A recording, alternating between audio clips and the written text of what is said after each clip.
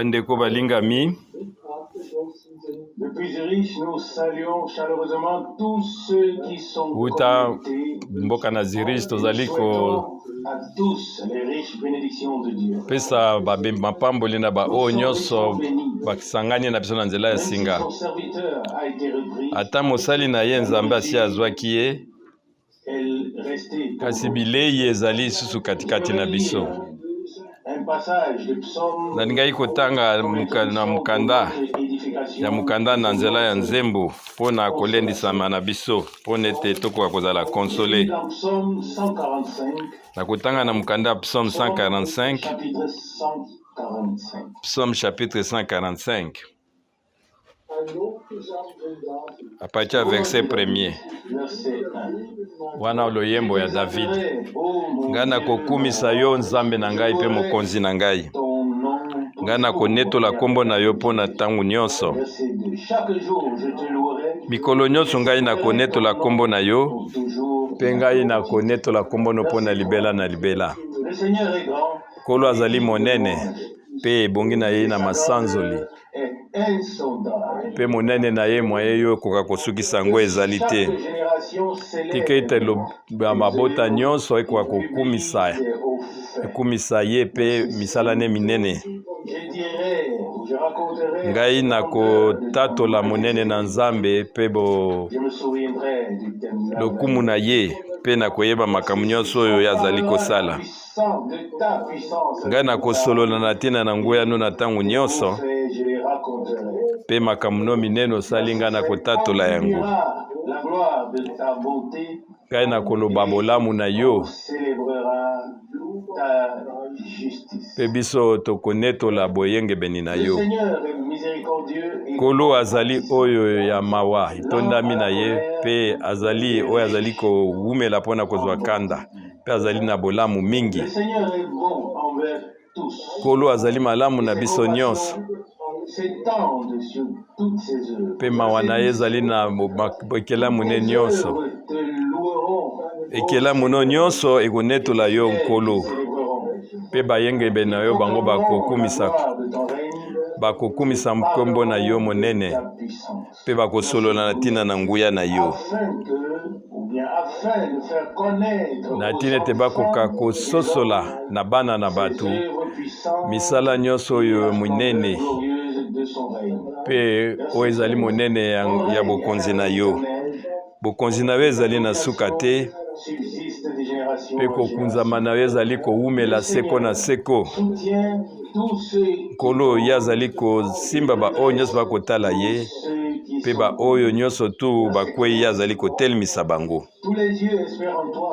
Miso nyonso ezali kotalela yo pe yo ozali kopesa bango bilei na tangu na bango.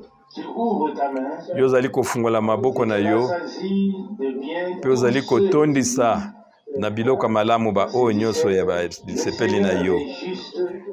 Nzambe na biso azali sembo na banzela na ye nyonso pe ye azali moyengebeni na banzela na makambo ne nyonso. Kolo azali pembeni na ba oyo nyonso bazali kobelela kombo na ye. Kasi ba oyo bazali kobelela ye na solo. Ye azali kokokisa posa na ba oyo bazali koluka ye. Pe ye azali koya na secours na bango. Kolo azali kobatela ba oyo nyonso bazali koya epai na ye. Kasi ba oyo nyonso bazangi nzambe ye azali kobebisa bango. Tikete monoko na ngai etatola eloba na nzambe. Pe musuni nyonso pe koka kokumisa kombo na ye pona libela na libela. Amen. Ya solo kolo azali monene pe azali na nguya nyonso. Pe azali kotika te ba oyo ayeba yokisa masoni.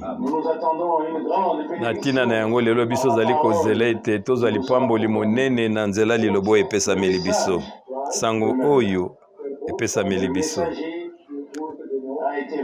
Toyebi ete oyo momemi sango nzambe azumemi ye akufi kasi sango etikali pona biso.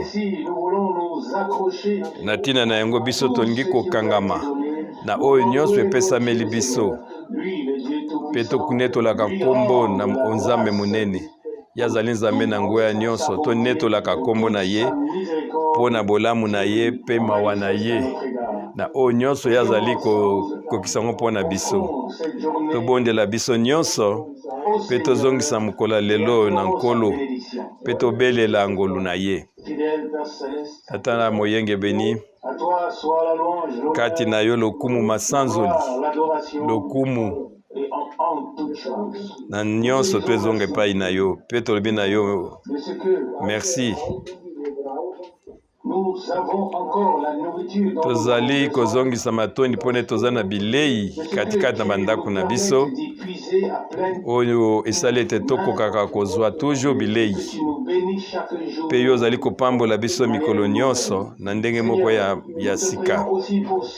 Kolo tozali kobondela mpe mpona ntango kitoko oyo zala kati na biso lokola yo olaki yango lokola lobi ete mibale to misatu yo ozali kati na bango yo ozali elongo na bango. Kolo tozongiseli yo matondi na ntina ete sasa epi yo ozali kofungola mitema na biso na ntina ete biso tokoka koyoka liloba na yo kowuta epai na monoko na yo lokumu masanzoli mpe nkembo konetolama na kombo na yo ya bule kombo na Yesu Kristo. Amen. Liboso ya kobondela nalingi nakoka kotanga na kati na Psaume 62 verset 6 à 9. Psaume 62 kobandaka na verset 6 tina 9. Na kosenga ete biso tokoka kotelema na tina na yango. Psaume 62 tonzembo 62 verset 6. Molimo na ngai tike to mipese epai na Nzambe mpona ete ezali kati na ye nde lobiko na ngai ezali kowuta. Ye nde azali libanga na ngai ya bomoi, ye nde azali ekimoli na ngai. Ngai nakokweya ata soki moke te. Katikati na nkolo nde lobiko na ngai ezali mpe nkembo na ngai. Libanga ya ekimelo na ngai epai nini ngai nazali kobatelama ewuti epai na Nzambe. O libota bomipesa epai na ye na ntango nyonso mpe bokoka kofungola mitema na bino liboso na ye. Nzambe azali ekimelo na biso tokoka kobondela. Tata na biso ozali likolo kowuta na motema na nga mobimba napesi yo nazongiselo masanzoli mpona ntango kitoko oyo okumu opesi biso mpona tozali na ntango nyonso tokoka kosangana liboso ya elongi na yo.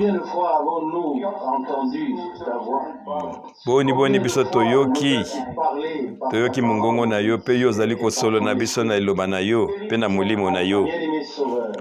Kolo mobikisi na biso tozali kobondela yo mpona ete lelo ete ozala katikati na biso na lolenge moko oyo ekesani makasi.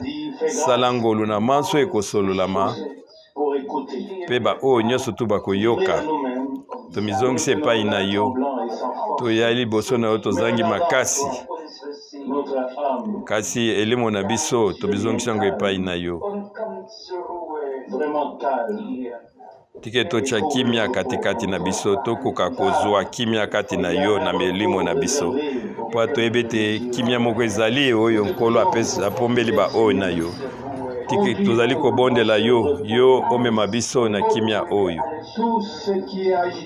Longola oyo nyonso ekoki koningisa biso po ekoki koderange biso. Longola oyo nyonso to ya mabe katikati na biso oyo nyonso ekoki kosala ete biso tokoka kobika elongo na yo te. Tozali kokanisa na bandeko mpe bapesi biso babwatindi babondela tina na bango. Tozali kokanisa ndeko na biso Ral, ndeko na biso Klaus mpe oyo nyonso basengi mabondeli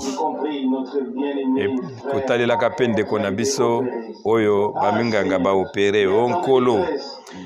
Bapasi ezali mingi, makambo ezali ebele mpe bato mosusu bazali kolela, kasi biso toye epai na yo mpe tobondeli yo osala biso ngolu okoka kobikisa, okangola, okoka kobikisa, osalisa, osunga, pe opambola biso nyonso. Nkolo okokisa yango, tika ete yo kwa kopesa bomoi na oyo biso tosengi yo, pe kokisa liloba na yo, kokisa bilakano kati na biso. Biso tomitie lisanga na biso na se ya makila na Nkolo. O Satana ye azali na makoki lisusu te kati na biso. Makila na Yesu mwana na Nzambe yango ekoka kobulisa biso na mabunga nyonso, ete tokoka kosimba mati, tozala bato oyo tobongami na miso na Nzambe, banetolami, babulisami, pe bapetolami na miso na Nzambe. Alleluya. Zwa masanzo lelo kumu na moko na biso, na kombo na Yesu Kristo. Amen.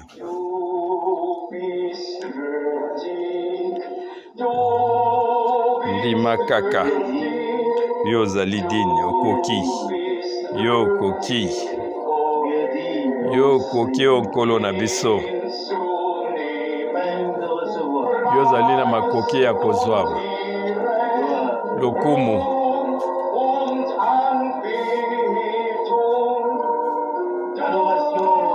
konetolama pe kosanzolama, yo zali na makoki onkolo na biso. Amen. Amen. Bokoki kofanda. Tango nyonso biso tozali koyemba loyembo oyo, biso zali kokanisa ndeko na biso Branham kokukana Ebelo chapitre 13 na verset 8. Yesu Kristo azali lolenge moko lobi lelo pe libela na libela. Amen. Lolenge wana te biso zali kondima, biso zali kosenga te ya koka komimonisama lokola oyo abongwami te.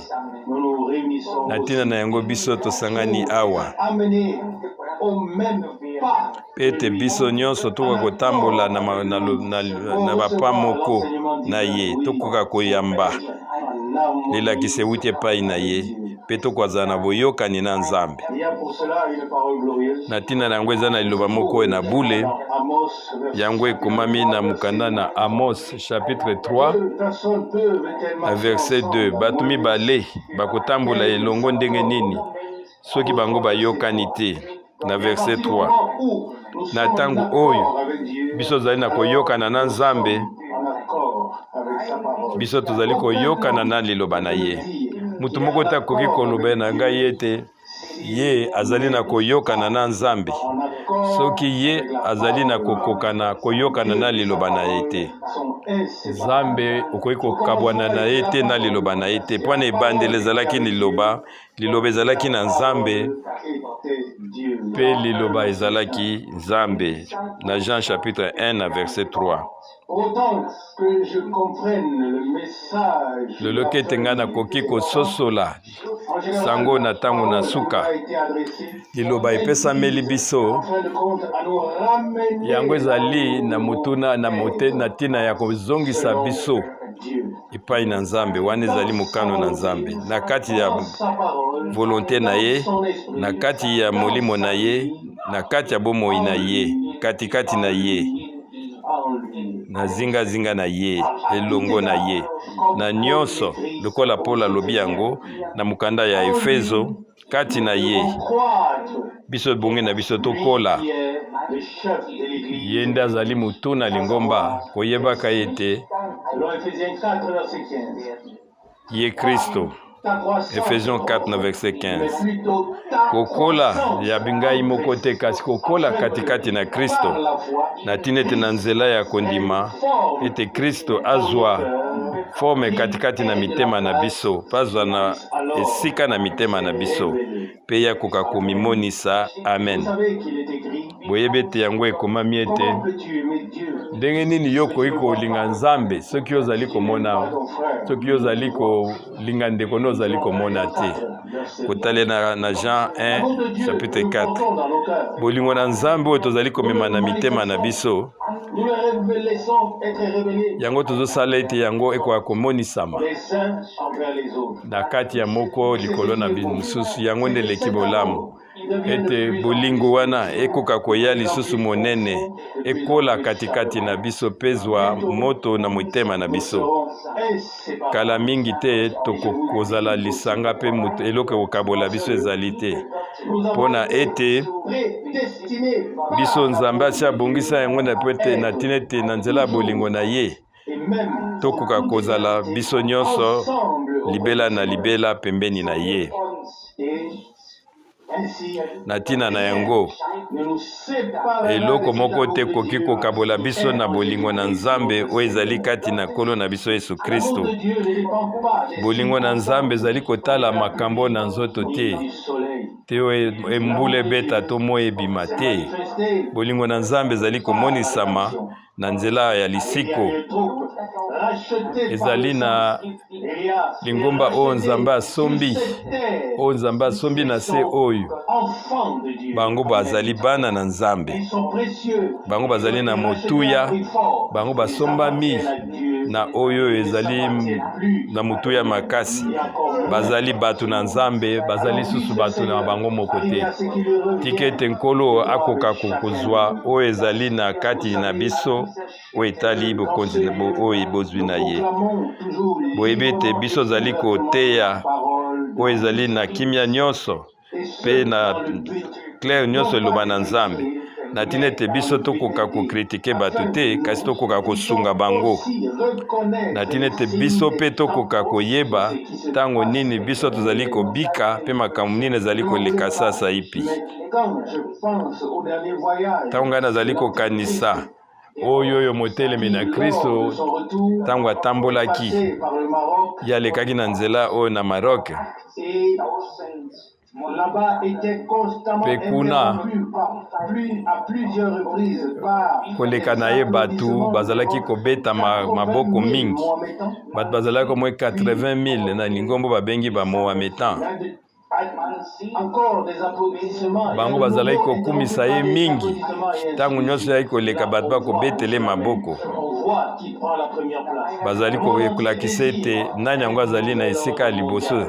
Bato nyonso tu mokili mobimba baza koluka ete bato baza na bomoko na oyo ezali ekonomi, bango balingi badondwa likolo na mokili mobimba. Yango ekomonisama na nzela ya mutu moko na se oyo. Na ntina na yango, na nzela ya makomi tokoka kososola yango, tozali na ndenge mosusu te, biso bongi tosolola yango. Nga nazali kolanda makambo oyo na ntina moko. Ezalaki na bandoki, bato ya soloka, bato nyonso tu ya mabe wana, ye moto oyo abengaki bango baya basangana bakoka kolia bape epai nini ye azalaki koteya bango bavanda pembeni. Alobi ete oyo nani atondimaka na yo nzambe te, yo yaka kaka na lisanga na ye, ya yambi bango nyonso. Bango bayaki batondaki elongo wana. Bango bazalabi ete biso azalaki kozela kaka mutu andengo oyo alataka kaka pembe pembe, mutu oyo alataka pembe pembe, mpona ete apesa biso elikia mpo ya biso ozali kasi biso tozali kozongisa matoni na nzambe, mpona biso tozali kotalela kaka Kristo. Mutu nyonso azwi oyo mukano moko oyo ekondimaka Yesu Kristo, ye atelemeli oyo moyini antikrist, ezali lolenge wana, ezali na boyokani moko te na makambo mibale. Nzambe akabolaki oyo na butu na oyo ezali pole. Bino mpe boyebi yango na bolamu mingi.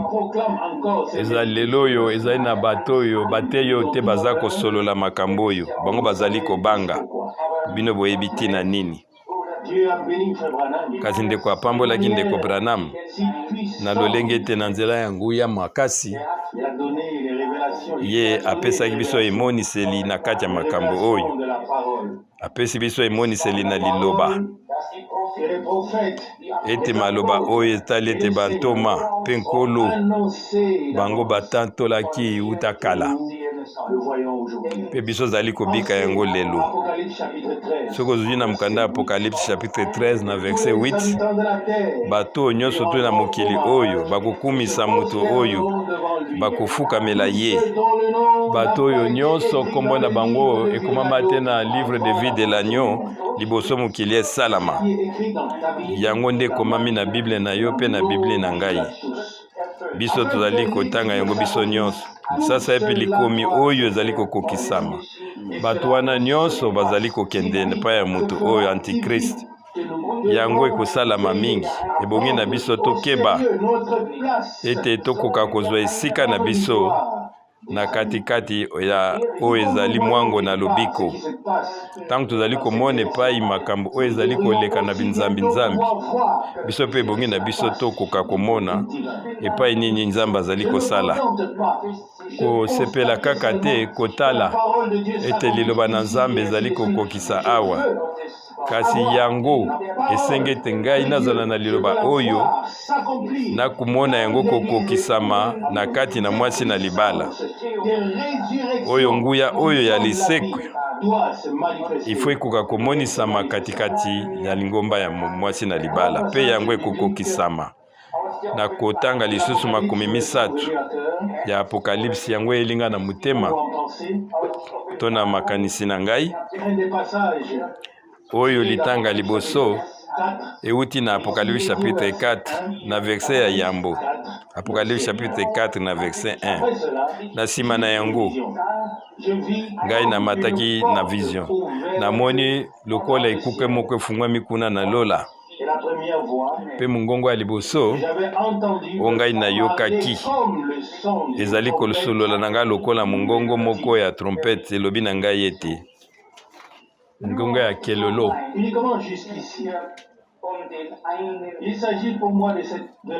Totelema nanu awa mpo na ngai ezali likanisi oyo lola efungwamaki mpe mongongo ewuti na likolo. Amen. Biso zali na makoki na tango oyo koyoka kaka nzambe pone te bato bazali kolobana na oyo etali na lolenge na bango bazali kososola liloba na ndenge na bango. Kasi nzambe apesi biso tozwa lokumu tokoka koyoka vraiment liloba na ye na ndenge yango ezalaki na ebandeli. Nzambe apesi biso makoki tokoka komona liloba na ye oyo na ebandeli. Yango emonisama katikati na biso na nzela ya molimo tango biso tozali koyoka yango. Biso nyonso tu tozali na se ya lolo efungwami pe tozali koyoka mongongo na nzambe. Na Apocalypse chapitre 14 na verset 13 elobi ngana yoki kowuta na lola mongongo moko. Pe na Apocalypse chapitre 18 na verset 4 ekomami ete ngana yoki kowuta na lola mongongo mosusu oyo ezali koloba na ngai. Mpo na ngai ezali na mutuya mingi. Ezali te bato oyo bazali kobima na baekole ya kotangaka Biblia to bango batie milakisi na bango. Kasi ezali nde bato oyo batindami kowuta na nzambe. Nzambe nde apusi bango na nzela molimo na ye pe bango bawuti na maboko na nkolo na ndenge ke nzambe ye moko azalaki kosolola na kati na bato oyo. Na banje bongi na biso toyeba bokeseni nini ezali katikati na makambo oyo. Moto oyo nyonso oyo nzambe asali ngolwa kwa koyebana kosala bikeseni oyo nzambe asungi ye. Mpola lobi ete bino boyambi liloba oyo biso toteyi bino lokola liloba na bato te kati lokola liloba na nzambe. Yango nde ezali katikati ya solo. Kotalanaka 1 Thessaloniciens chapitre 2 na verset 13. wana biso zali kotatola liloba tozali komona nde Nzambe sasa ipi awa biso totie loboko ebongi na biso tokota na mozindo ya likambo oyo Nzambe alingi kosolo na biso kowuta na lola kasi ye akozwa kaka liloba na ye na tina na yango pe ya kokomisa yango akopesa yango bomoi katikati na biso peso motu moko aye kati na biso ata toleloko moko ezali kati na Biblia te toza na tina ya kondima ye te ezali Nzambe nde moto azali koloba te wana ezali nde makanisi ya bato wana ezali bamilimo ezali kolakisa bilakisi na bango moko kasi Nzambe akangami na liloba nde mpo na seko na seko lola mpe na se ekoleka kasi liloba na Nkolo ekowumela mpo na seko na seko kotalelaka Matthieu 24:35 mpe liloba wana ekomi na mutuya mpo na biso zwa nyonso oyo olingi kasi tikelanga liloba na Nzambe liloba wana ezali Nzambe yango nde ezali kolakisa ngai nzela na lobiko yango nde ezali komonisa ngai mokano na Nzambe na nzela liloba wana Nzambe azali kosolola na biso na tina na yango biso zali kozongisele matondi tokotanga mwa makomi ndambu tokobanda na mukanda na Ebelo Hébreux chapitre 12 makomi oyo biso nyonso toyebi yango Hébreux chapitre 12 na verset ya liambo biso pe lokola tozali zingazinga na verset 28 zingazinga na ba oyo biso tolobi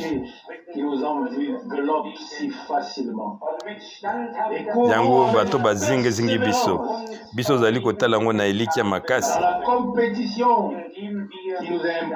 na oyo kokima oyo Nkolo atie katikati na biso mpe toza kotalelaka epai nini Nkolo na biso Yesu azali ye nde azali ebandeli mpe suka ya kondima wana na oyo na motu ya makasi oyo biso toyebi ye akufaki kuna na ekulusu mpe ye andimaki ete bakoka koseka ye mpe nsima na nyonso ye avandaki na loboko ya mobali na Nkolo na verset 3 bokanisa oyo asiportaki konyokama nyonso na tina ya bato na pasi na tina ete bino bokoka kolemba te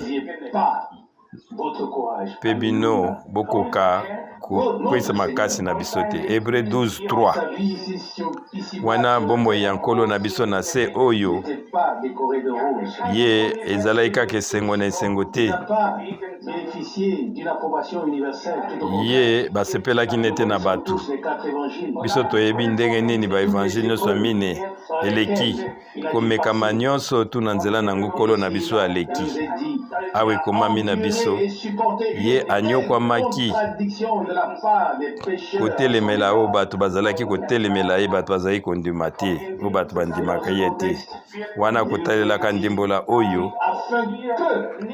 elobi na biso ete na ntina ete biso mpe lokola tokoka kolemba te tokoka kotika elikia na biso te makasi na biso te Nkolo na biso alandaki biso alekaki liboso na nzela oyo koluka te bato bakumisa yo kasi yo zela ete bato bakoka kotelemela yo konzela te ete bato bandima yo kasi ndima ete bato bakoka kobwakisa yo bato basosola yo te bato bakososola bino malamu te ebongi na biso tokoka kozala na lolenge ya komona makambo kotalelaka bomoi na baoyo bandimi Nkolo ekoki kozala kasi Nzambe biso toyebi ete ye atie biso na kati ya bitumba mpe ezali bitumba na molimo ebongi na biso totalela Yesu oyo azali ebandeli mpe suka tokoka kotala te oyo etali moko likolo na mosusu kotala oyo azali koteya liloba te katala oyo azali kosolola na biso oyo azali koloba na biso kowuta na lola Quand les regards Alléluia. des gens s'arrêtent Pona ete tangu miso na bato ezali kosuka na motei pas encore wana elakisi ete bango nano babandi te bomoi oyo na Nzambe. sont concernés. Non. Je l'ai très souvent dit. Ngai nalobaka ngo na ntango nyonso batei azali wana te Les hommes en relation avec lui-même. mpona kokutisa bato na ye moko te. Liteya liloba ezali wana mpona kokutisa bato na Nzambe na nzela na liteya bango ebongo ete bamona Nzambe bandima ye bango bazala na bomoko na Nzambe. Oyo ezali tina ya liteya na tina na yango lokola moteya iloba biso zali kozela te ete bato na mokili bakumisa biso kasi biso zali kozela ete bato na mokili bakoka kobwakisa biso kasi Nzambe na bato nyonso bazali koteya liloba na ye bango bazali kozela ete nde liloba ekoka kopesa bango lokumu mpe Nzambe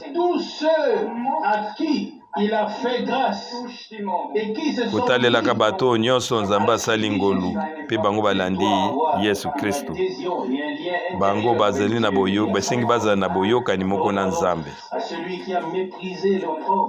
Biso tozali kondima oyo andimaki ete banyokola ye bafinga ye na bato oyo ya mabe wana nde ezalaki oyo pri azalaki kozela. Nazali kosenga bino lelo wana ezalaki ndenge bato bafutaki ye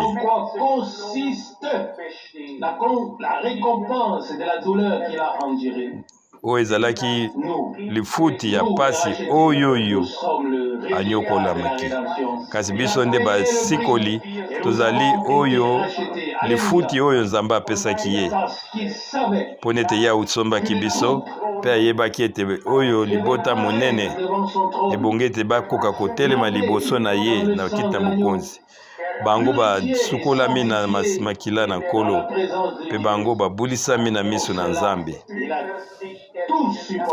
na ntina na yango ye anyokwamaki mpo na bato nyonso ye abwakaki miso na ye likolo na yo mpe likolo na ngai amonaki yo mpe amonaki ngai ye amonaki eloko mosusu te mpe ye amonaki kaka libota na ye oyo ye asombaki na ntina na yango ye andimaki pasi oyo nyonso.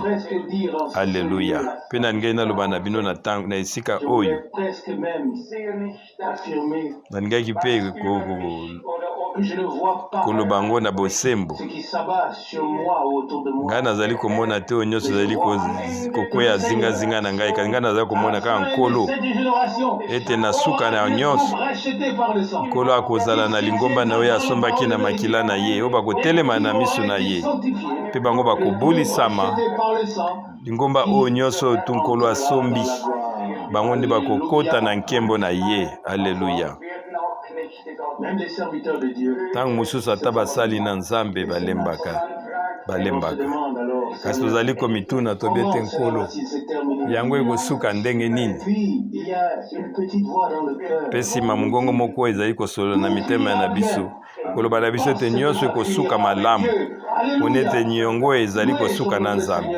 Alleluya. Nkolo na biso ekumisama biso tokoki koloba na oyo ezali sincerité nyonso oyo nyonso ezali kobanda na Nzambe yango mpe ekosukisama na Nzambe nyonso to ekoleka malamu yango ezali solo wana ezali lolenge ngai nazali komona mpe esengi bino mpe bomona ndenge wana kombo na kombolo ekumisama Nzambe na biso aeshuwaka te ye alobaka mpe likambo yango ekokisami ye apesaka mobeko mpe likambo wana eye na bomoi oyo ye alaki ye akokokisa yango na Hebelo chapitre 12 na verset 28 na ntina na yango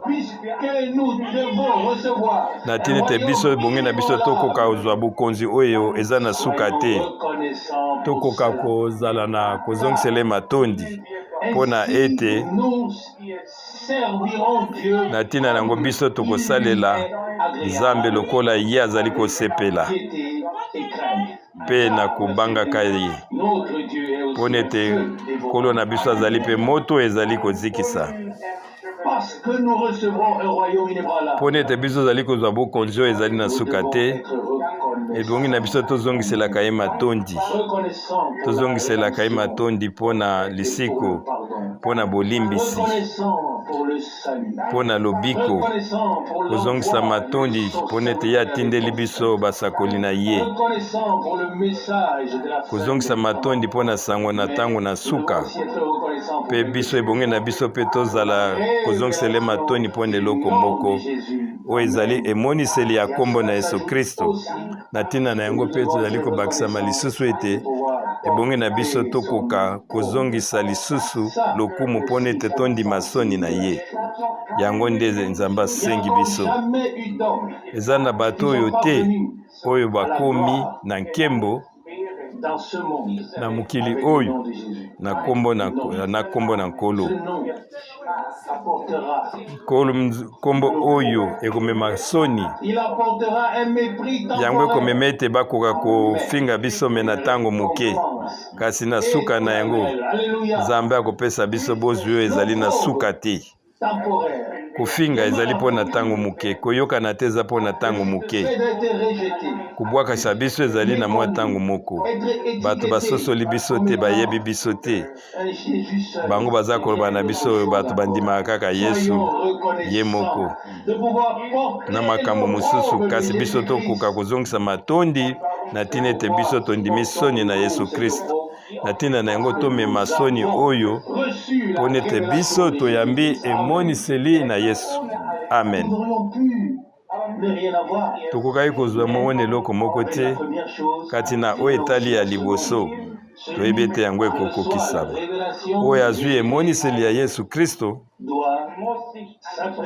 ye bonge ete amibongisa akoka kozala pre na ntina ete ayebi ete ye mpe akomema soni ya kombo wana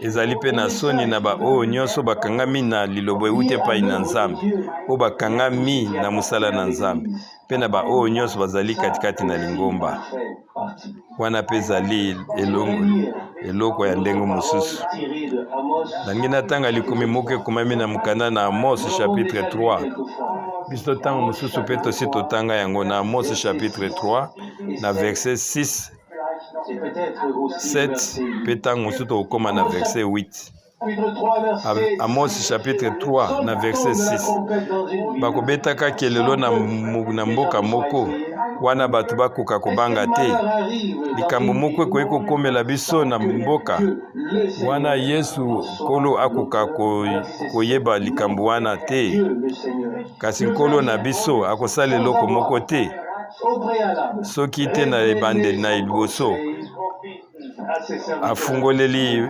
basakoli na ye makambo wana na verset 8 oyo nkosi azali koganga nani akobanga te nkolo Nzambe na biso alobi nani akoki koloba te lokola mosakoli tokoki kotanga na Apocalypse chapitre 5 wana ntango Yohani ye alelaki wana amonaki buku ezalaki ya kokangama mpe nsima alioki mongongo boye kolela lisusu te oyo nkosi ya libota na Juda ye alongaki mpo na kozwa buku mpe afungola yango afungola bilembo na Amos 3 verset 8 nkosi agangi nani yango akobanga te ezali kaka te koganga ya nkosi kasi Nzambe nkolo alobi aleluya yango nde ekomami na pwasa mpe yango ezali na kati ya likambo wana na Amos chapitre 3 na verset 8 nkosi agangi nani yango akotelema nkolo Nzambe na biso alobi nani akoloba te lokola mosakoli oyo ezali litatoli moko monene ebongi te biso tokoma basakoli wana ezali ndenge wana to ndenge wana te kasi totika likambo lokola yango ekomami kasi eloko moko ebongi ezala lolenge na mpo na biso nyonso ete na nkombo na nkolo ebongi na biso tokoka kondima mpe tokoka kozongisa liloba oyo na nzambe lokola ye moko alobi yango na monoko na ye kobakisa eloko moko te.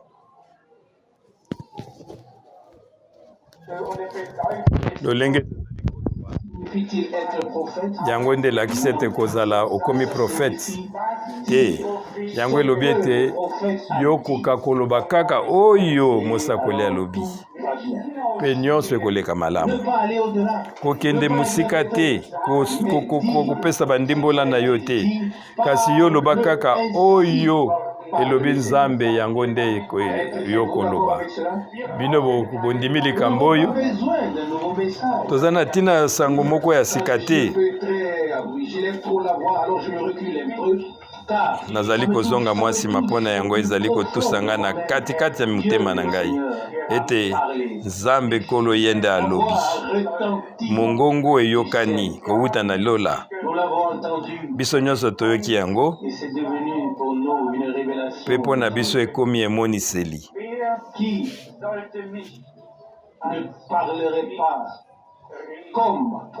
nani yango akoloba te lokola mosakoli?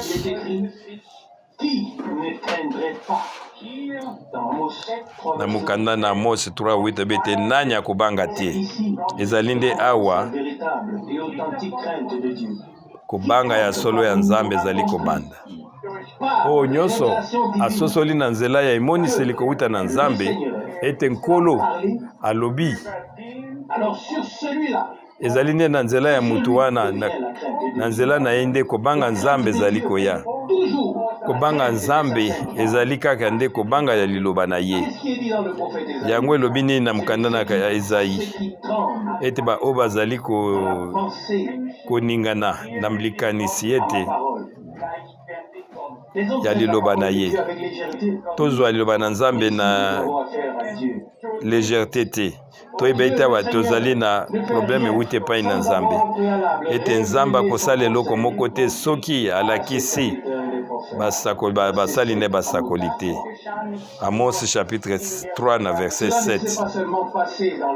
yango eleki kaka te na mikolo eleki, yango mpe ezali mpo na ntango na biso, mpe yango ezali kokokisa masasa ipi.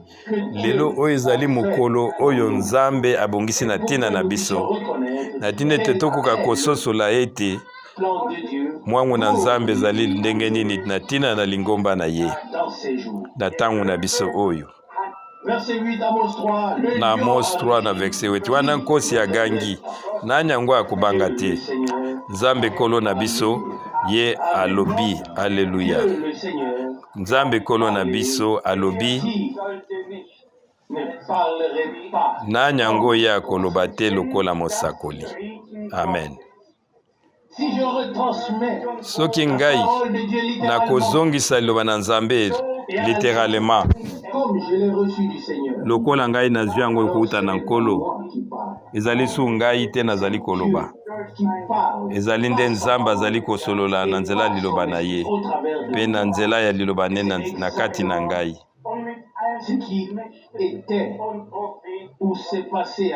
yango nde elekaki na ndeko na Branham mpe na basali nyonso bazalaki kati na nzambe mpola kokaki koloba ete ngai nalobisi bino liloba wana ndenge nazwaki epai na nkolo. 1 Corinthiens 11 na verset 13.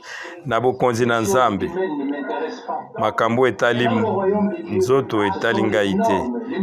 na kati na bokonzi na nzambe ezali ndenge nzambe nde asengi ekokisama. oyo nyonso esengi ete elobana, yango te ebongi na biso ekoka kopesamela biso. nani yango akobanga te. na verset Amos chapitre 3 na verset 8. Kolo nzambe alobi. Est-ce alobeli yo? Alobeli ngai? Est-ce que motema ekuke ya motema na yo efungwami, ya motema na ngai efungwami?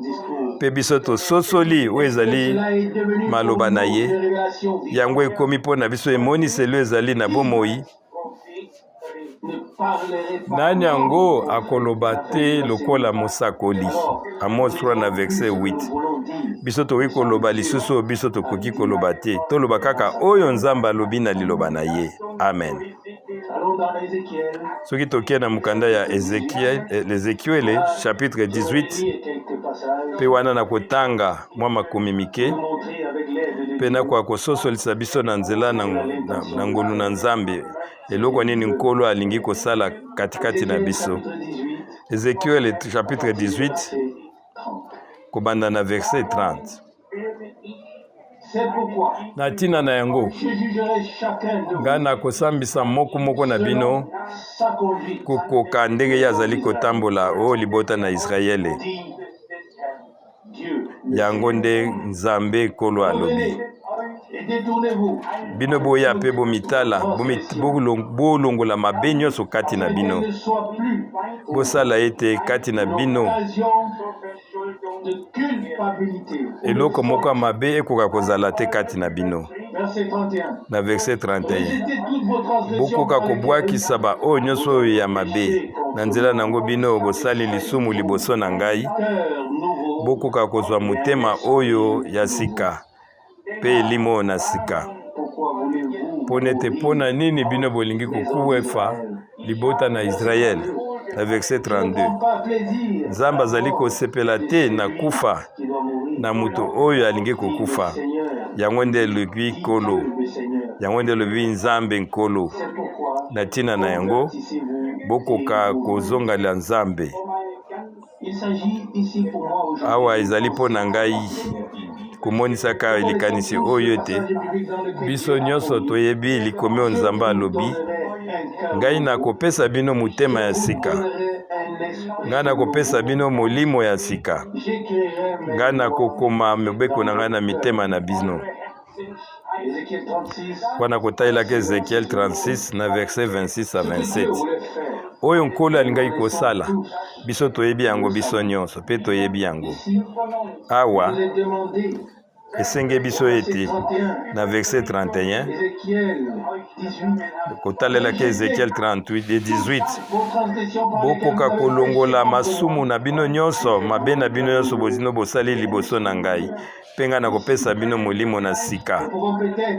Pe awa tokoki koloba koyoka na moko na lilobo Paul yepa alobaki yango na mukanda Ephésiens chapitre 4 yazali kosolola na tina na bato oyo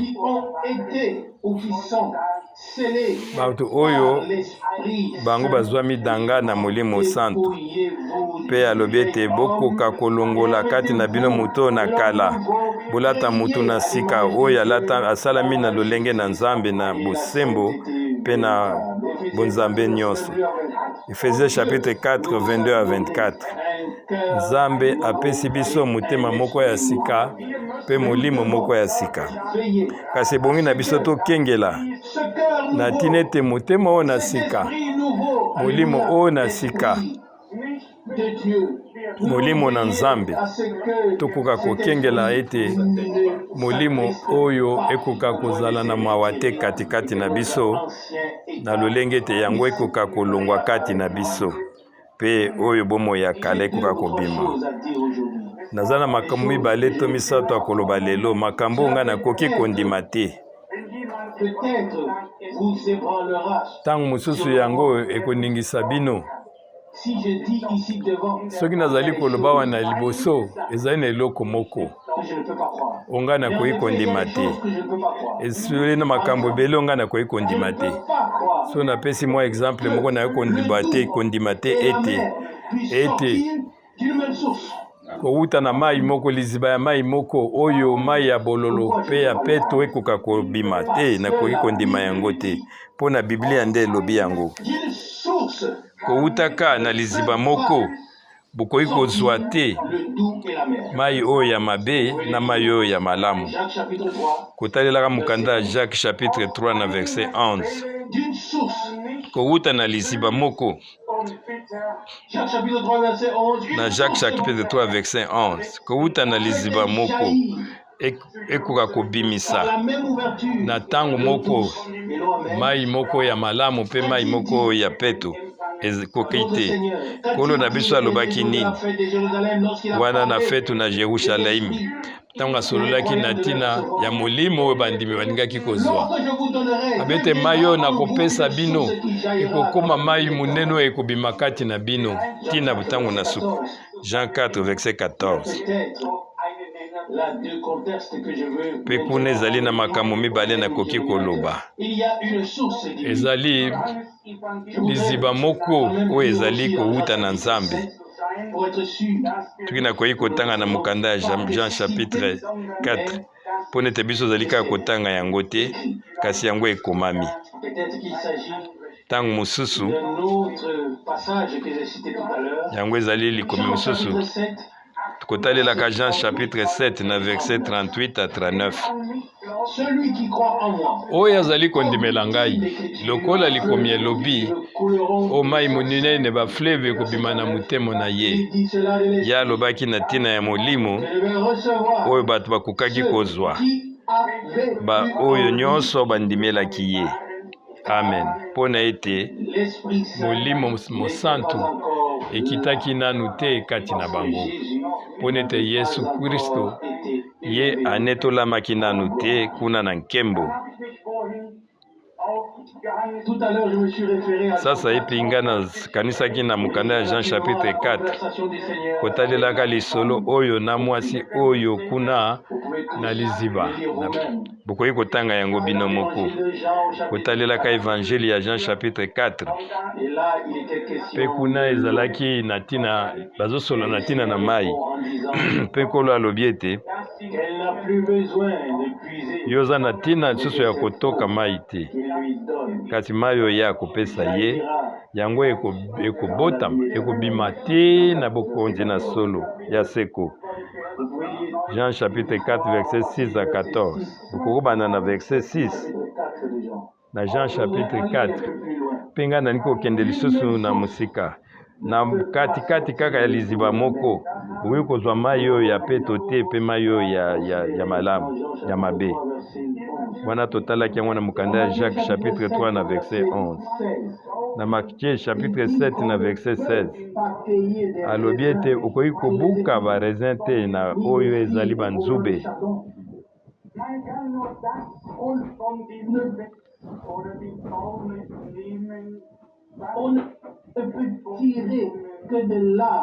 Yo koki kobuka kobimisi kobuka kaka na nzete moko wana mpo nete okoyeba ete nzete okoyeba yango na nzela ya mambuma na ye.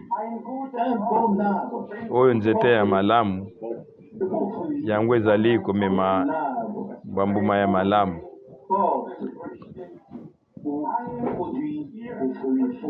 Pe nzete oyo ya mabe ekomema kaka bambuma ya mabe. Ezali nde na nzela ya bambuma na yango nde bokoyeba yango. Matthieu 16 na verset 7. Ezali na elongi na bango te na bozwi na bango te to na mayele na bomutu te to mayele uti na bango na bomutu me bino bokoyeba yango na bambuma na bango. Oyo etali bomoi na molimo oyo ezali bambuma na molimo ewuti epai na Nzambe. Pe bambuma wana ezali bolingo, kimia, boboto, esengo. Bokotanga yango na Mugalate chapitre 5 à partir à verset 26. Ezali eloko mosusu ngai nakoki kondima te ete bana na Nzambe bakoka kozala na lolenge ya bandoki. Nakoki kondima ete mwana na Nzambe akoki kosala mabunga. Nakoki kondima etokoki kosala bamwa bafota mike mite to mabunga. Tokoki ntango mosusu koyokana te kati na biso mpona tozali nano na se oyo, kasi ngai nakoki kondima te. Kasi oyo ezali lolenge ya moyini ekoka komonisama katikati na biso na bato oyo bayokani na Nzambe. Nakoki kondima te ete Kayan akoka kokoma Abel to Abel moko akoka kokoma Kayen.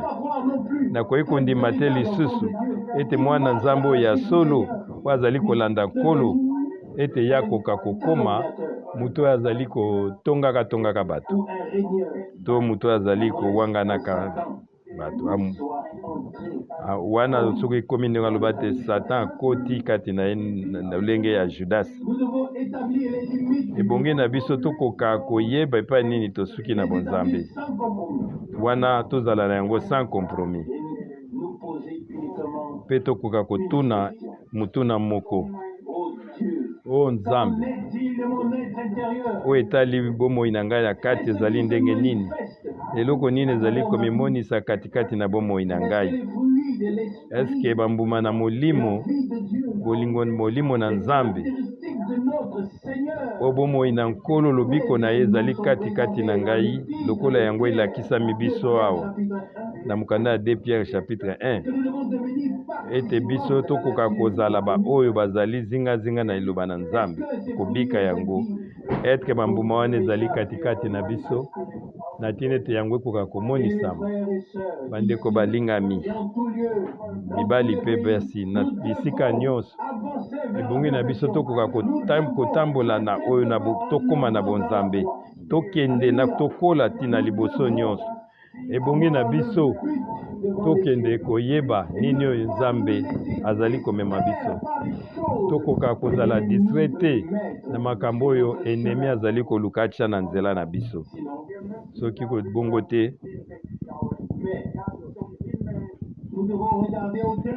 ekoki na biso tokoka kokende mosika na makambo wana totala mosika na makambo wana ngai nazali kotambola miso na ngai epai na Nzambe mpe biso tozali komona lisusu te makambo ezali kozingazinga biso kasi tozali komona kaka nkolo oyo alobaki te ngai na bandi makambo oyo na bino mpe na kosukisa yango kotalelaka Philippiens chapitre 1 na verset 6 momboto nyonso ekokokisama na lolenge na yango Genèse 1:11 soki biso tozwi katikati na biso momboto na liloba mombota wana oyo ewuti epai na Nzambe yango ebongi nango emonisama na kati na bana na Nzambe oyo bazali komema lolenge na Yesu Kristo oyo bazali kobika na bomoi na bango na se oyo wana ata na makasi moko te kowuta epai na ngai to epai na yo. Bandimi oyo ya solo ebongi ete bakoka kosala mwa makasi ata ndenge wana kotalelaka makambo wana na makasi na bango moko bango bakokoma te me na suka na yango bakoloba ete mpo na nini biso tolukaki tosala makasi na biso kasi yango ezali bokeseni na bamisusu bakosala ata makasi te moko te bato lokola bakaye bango babomaki ndeko na ye yatiki ye wana vraimen alali wana na se mpe akie koloba liboso na Nzambe alobi ngai nde nazali mobateli ya ndeko na ngai mpe nkolo alobi na ye makila na ye ezali koganga kowuta na se ti likolo epai na ngai. Etikala kaka kayani akoka koloba wana etali ngai te. Balingami oyo mabota mibale oyo ezali susu kobika ti ntango na biso oyo mpe ndeko Branham alobi yango alobi ete bato oyo nyonso mibale ekokende ti na suka esengo na mutu oyo azali kati na ye na koyina te ye azali komona baninga mosusu na ndenge mabe te kasi bango bazali komona nde ye mabe ye afundaka bamisusu te kasi ye nde bafundaka ye azali kokoka kokweyisa baninga te kasi bato bazoluka kokweyisa ye tokoki kotanga makambo oyo ebele kasi ndeko Branham alobaki nini na bato oyo nyonso babenganaki ye mpe bango basalaki lisanga moko balobi ete ngai sikoyo nazwi kutu libota moko susu koleka monene mpe na kati na ngai nazongikisi na bato oyo nyonso babenganaki ngai mutu na Nzambe ye akobika ata na kosala makasi moko te oyo ezali kobika bomoi na nkolo na kati na ye. Ntango mosusu ekozala ntango mosusu na bafaiblesse na biso wana no tozwi lolenge ya nkolo te. Kasi biso tozali kosala mwa makasi, tozali kosala deja mwa pa moko liboso. Mpe nkolo akosunga biso. Tokoka kozonga na liloba. Tokende na mukanda Ezekiel chapitre 19 na verset 31. Okoka kobwakisa oyo nyonso to ezali ya mabe na nzela na yango bino bosalelaki nga mabe. Alléluia. Oyo kokaki koyindisa mitema na biso. Sima na yango ekoka kobulisama na Nzambe. Kopetolama sima na biso koyeba biloko oyo tokoka kozongisa soto ya mabe koki kosuye biso tobwaka yango mosika na tina ete mitema na biso ekoka lisusu kozala ekota lisusu mbindo ezali na bilaka oyo mingi Nzambe asali yango apesi biso esengo na bato bazali na mitema oyo ya peto po bango bakomona nkolo. Amen. Ezali eloko moko ya kozala eloko moko mosusu ya kozwa motema ya peto mpe nsima ezali ete yo ngai tokoka kolongola kati na biso oyo nyonso ezali koyindisa motema oyo ya sika mpe ya epetolami na tina ete na mitema na biso ekoka kozala epetolami mpe yango ekomi bule na se ya makila na nkolo na tina ete Kristo akoka kozwa koivandelu na ye katikati na biso mpe elikia ya nkembo ezala kati na biso lokola yango ekomami ete Kristo kati na bino yango ezali libiki ya nkembo kotalelaka kozala kote na Nzambe mpe kozala epambe na ndiso nyonso Nzambe asepesi biso motema ya sika koyokana ya sika bomoi ya sika nyonso tu epesameli biso na nzela na nkolo sasa ipi tokoka tokoti na boyokani oyo na Nzambe biso zali kondima motema oyo ya malamu molimo ya sika mpe molimo nezali kotatola katikati na biso mpe molimo nezali kotatola ete biso tokomi bana na Nzambe. Alleluya. Wana lifelo ekoki kotelemela biso lisusu te mpona ete biso tondimi oyo nkolo alobi na biso yango ezali solo mpe oyo nyonso moi akoki kosala yango ezali kaka lokuta tika ete oyo misalisa na mozwa motema moko ya sika mpe molimo moko ya sika yo kosala yango ndenge nini ezali kaka ete mpona kolongola oyo nyonso oyo tu ezali mabaku ekoki kozala liboso na Nzambe ete biso tokoka kaka kotika nkolo akoka kosala kati na biso. Tokende lisusu na Ezekiel chapitre 12 wana kotalelaka verset 22. Mwana na moto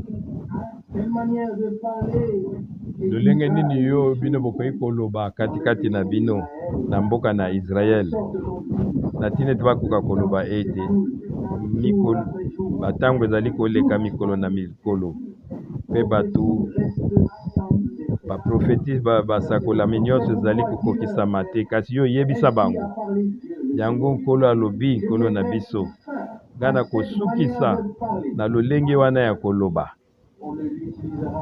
bokolobela yango lisusu te na Israel lobela bango nde tangu ekomi pembeni. Amen. Amen. Mpe kokokisama ya bilaka nyonso masakoli nyonso ekomi pembeni na verset 24 mpona kozala susu na bilakeli oyo ya lokuta te to masakoli oyo ya lokuta kati na libota na Israel na verset 25 kasi ngai nkolo ngai na koloba mpe oyo ngai na koloba yango ekokokisama wana ekoumela lisusu te iyo na ntango na biso yango ezali ko Serait un oracle. ngai na koloba likambo Je moko l'exécuterai. mpe ngai na kokokisa yango Dit Dieu, yango nde nzambe alobi le Seigneur. nkolo na biso Quelle parole glorieuse. oyo ezali liloba ezali na motuya mingi. Qui peut mesurer Nani akoki kososola munene ya makambo oyo ya likomi oyo notre Dieu nzambe na biso veut nous consoler. ye alingi kokonsole Il biso veut nous donner du courage. ye alingi kopesa biso makasi na ntina ete biso tozala na elikya Jusqu'à la fin. oyo akowumela na elikya ntina suka ye nde akozwa motole. Quelles sont ici les deux pensées principales? O makanisi mibale ezali nini oyo ya Il faut liboso finir avec la manière de parler des bogi na hommes biso qui tosukisa na ndenge ya bato bazali koloba sont sans effet. ete masakoli na nzambe ezali kokokisama Il ne te se passe rien. wana eloko moko ezali komonana te mpe ya mibale Il faut en finir. ebongi na biso tosukisa Une fois pour toutes. na suka na mbala moko Avec toute prophétie na personnelle. masakoli nyonso tu ewuti epai na motu kati na lingomba na nzambe masakoli ewuti na bato ifo elongwa kati na biso Oui, que Dieu parle, nous Solo. pouvons y fier. nzambe nde Il le aloba fera aussi.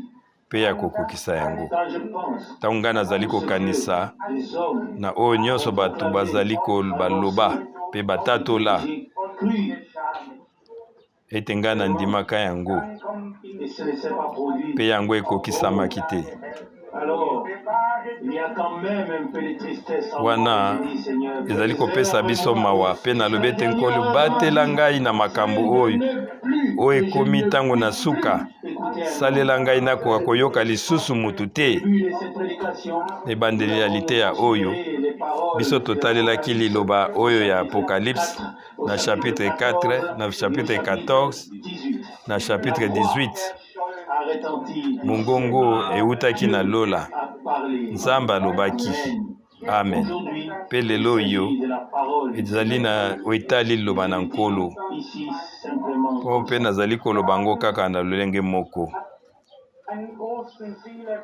Nous avons commis une grande erreur. biso tosali libunga moko monene Apprendre une lourde leçon. biso lelo tozwi liteya moko ya monene Nous n'avons pas tenu compte de certains passages bibliques. mpo nete biso totalelaki makomi mingi ya biblia te Les personnes tokokaki koloba ete bato oyo bazali kosalaka de la même véracité makabu bango bazali lolenge moko ya nzambe liboso na nzambe quand je me tiens ntango ngai nazali kotelema devant Dieu avec la proclamation de la parole. liboso na nzambe na kotatolaka liloba Venu à l'idée que les hommes ngai mpe nakoki kokanisa te ete bato eux-mêmes quelque chose. bakoki kosala biloko na lolenge na bango Ce qui nous est arrivé pendant des années. boyebi oyo ekomelaki biso na bambula eleki Traduit pendant des heures entières. bala boni biso totatolaki totraduire liteya moko oyo makasi ya ndeko na biso branam Nous avons tous tobi ete nzambe asoleli na biso biso tobelelaki nkolo parle-nous. nsima tolobi ete nkolo yo solola na biso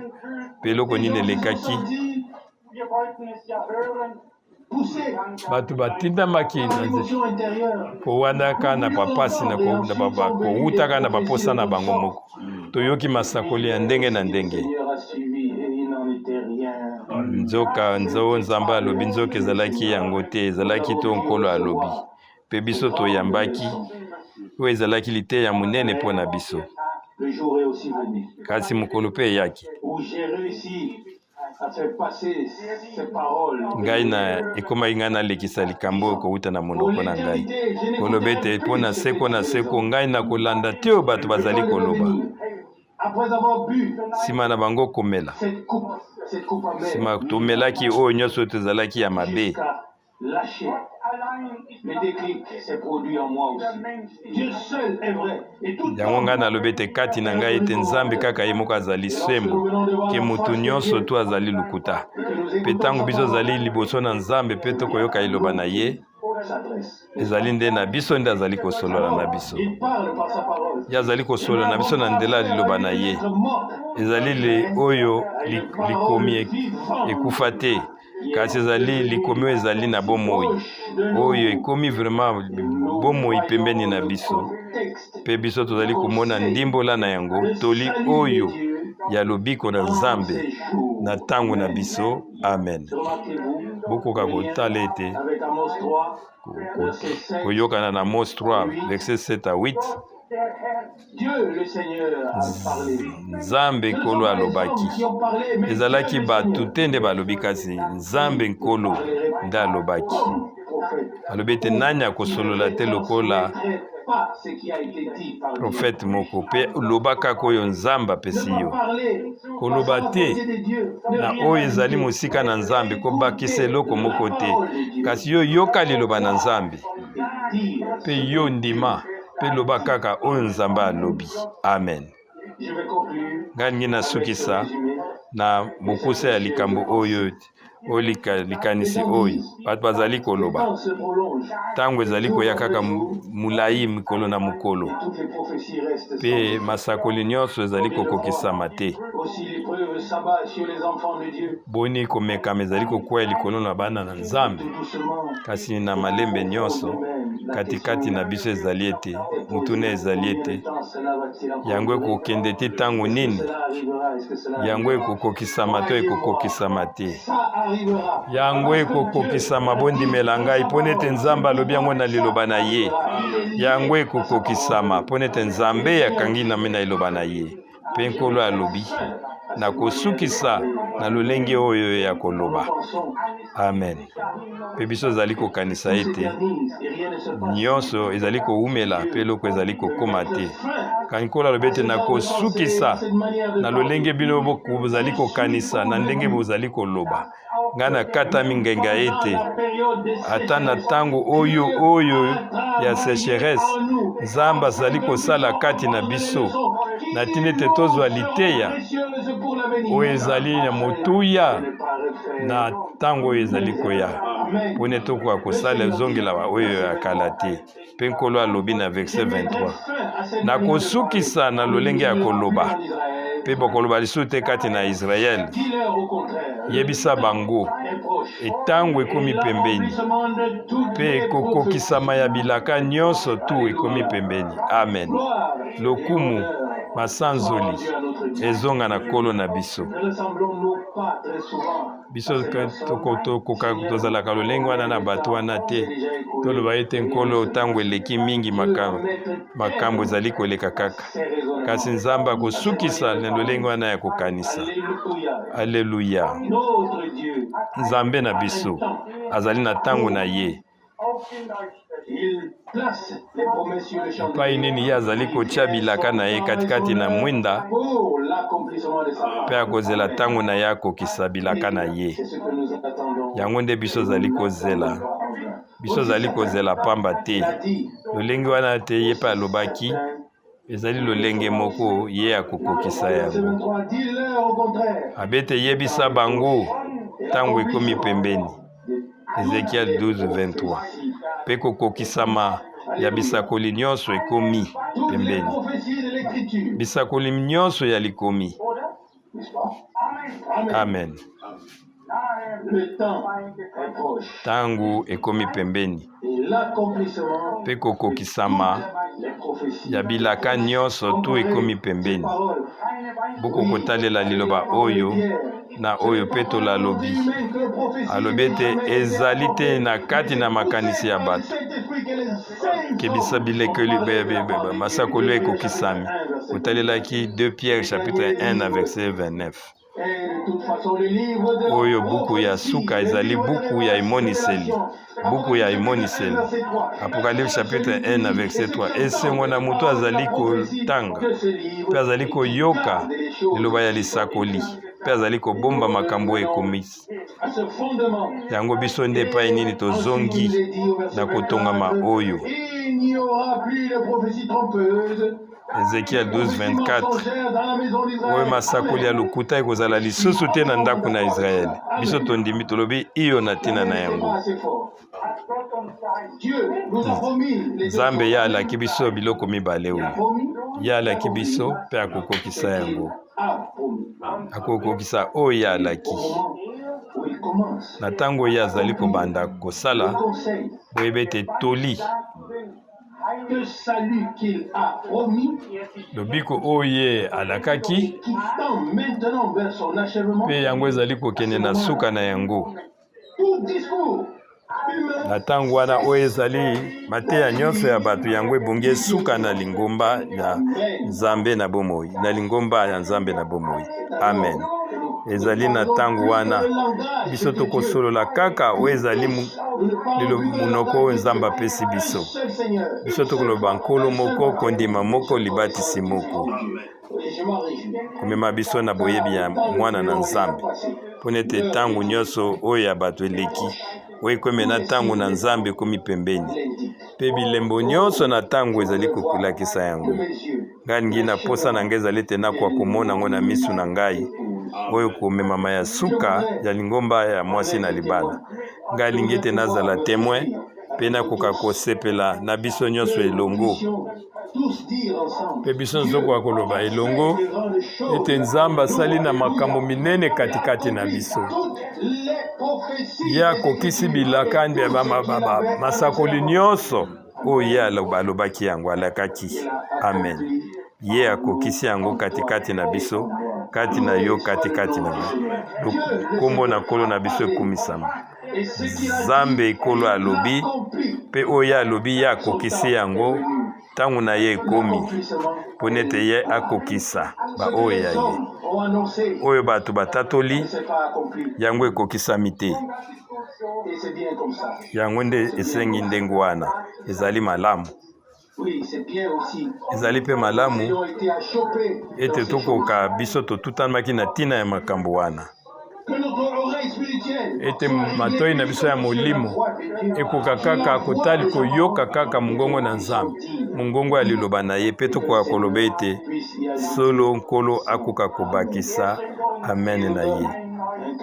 Apesa biso motema ya sika, molimo ya sika, bomoi ya sika, akoka kopesa biso ngolu, tokoka kobatela mitema na biso, makanisi na biso kati na Yesu Kristo nkolo na biso, na nzela ya ngolu na ye mpe ya boyengebeni na ye. Mpe biso tolingi lisusu ete tokoka kobondela moko likolo na mosusu na ntina ete nkolo akoka kosunga baoyo bazali na bafaiblesse. Tokoka koloba kola David ete oyo azali na bolembo azala lokola David, oyo aza makasi azala lokola mwanji na nkolo. Kati na nkolo nyonso tu ezali possible. Toyebi ete biso nyonso tozali na makasi te, kasi nzambe azali makasi, azali na nguya nyonso mpe ye aleki oyo eza kati na biso eleki oyo nyonso ezali na mokili. Tika ete ezwa esika nyonso kati na biso. Onkolo yo moko bongisa biso, salela kati na biso mpe pambola biso. Alleluya. Oyo ezali maloba makomi na bula. Botanga lisusu makomi oyo na nzela ya komabondeli na bandako na bino mpe bokanisa ye na ntango na ye. Biso tozali kosepela ete biso towumeli te na kozela pamba. Biso zali bato ya bazoba te, paske biso tondimi nzambe.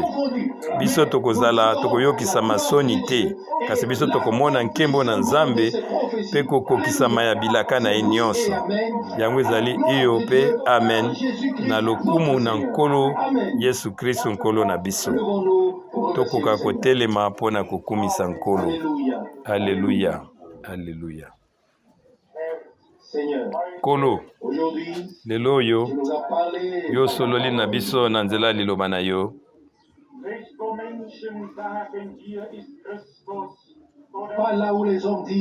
Ezali te sikoyo ete bato bazali koloba ete Kristo azali awa. Bokende te, kasi esika wana epai liloba na ye ezali ya. Amen. Alleluya. Posa na biso nkolo ebongi ete biso tozosala ete tokangama na Biblia oyo toyamba yango na mitema na biso. Lola mpe mabele ekoleka, kasi liloba na yo ekowumela seko na seko. Mpe oyo nyonso azali kolanda yo ya kovanda katikati na molili te, kasi ya kozwa pole ya liloba. Liloba ete ebulisa bango na nzela liloba na yo, pona ete liloba na yo ezali solo. Alleluya. Amen. Bulisa bango, bulisa lingomba na yo, bulisa lingomba na yo. Kolo tondisa biso na molimo mosantu na yo. Tozali kobondela pe mpona baoyo bazali na koningana na oyo bato bazali kokosa bango. Nkolo yokela bango mawa, yokela bango mawa. Pe nkolo yo visite bango pe sosolisa bango ete ezali te oyo bato bazali kosala na makasi na bango, yango nde eza komema babiso na liboso na Nzambe. Kasi biso tokobika oyo ezali na suka. Nzambe azali komema lingomba na ye, azali kosolola kati na lingomba na ye. Pe oyo asosoli yo pe akoki kokende musika na makambo nyonso wana ya pamba. Masanzoli yo ozali malamu mingi.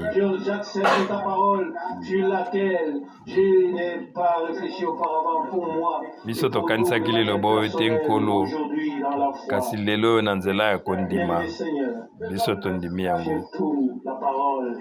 Nkolo moyenge bini tika ete mokanda oyo ya Ezekiel chapitre 12 nga nakanisaki mingi na ntina na yango na verset 18. Kasi liloba oyo ya Ezekiel chapitre 12 yango ekomi eloko na sika pe monene kati na ngai.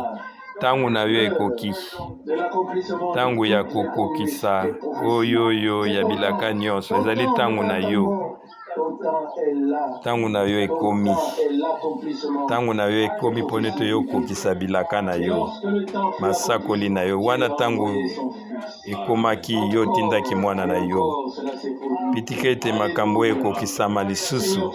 Alleluya. Nzambe moyenge beni. Biso zali kotia tango te.